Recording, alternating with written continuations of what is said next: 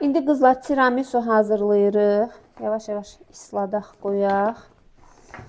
Birinci ölçüsünü götürdük. Bir dəfə yaxşı, çox eləmək olmaz ki, çünki onda çox boş olar. Ona görə bir dəfə islatdıq, bəs eləyir, qoyuruq. Bu arada kimin nə sualı var, buyursun, versin. Öz təcrübənizdən danışın da. Öz təcrübəmi demək olar ki, biraz öncə göstərmişdim. Mən necə tortlar hazırlayırdım. Tamamilə sıfır, nə sıvama bilirdim, nə heç bir şey bilmirdim. Düzdür, mənim dönəmimdə çox belə kurslar olmadığına görə özüm öyrənmişəm. Bir təhər, düzdür, kurslara da getmişəm. Sonradan kurslara getmişəm.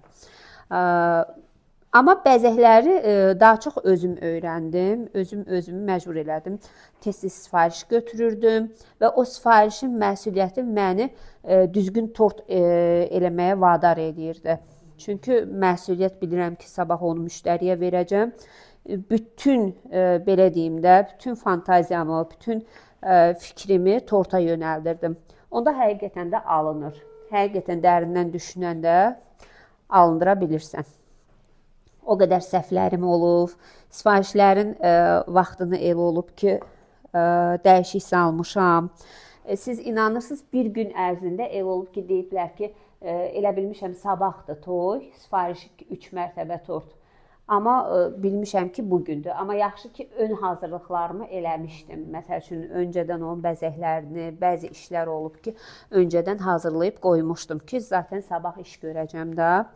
Onu necə hazırlamışam, necə gözəl çatdırmışam, yəni o məsuliyyət, o biraz da sənətə olan sevgidən irəli gəlir. Sevgi olmasa, heç nəyi doğru düzgün həyata keçirmək olmur.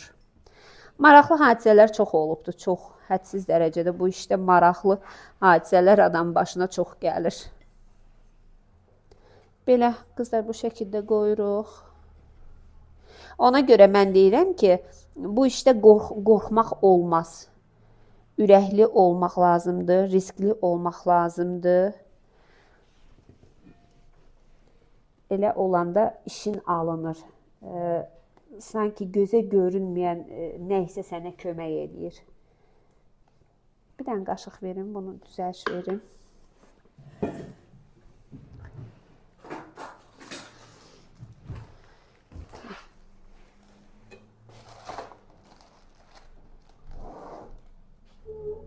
Peçenyaları çıxardın, qızlar.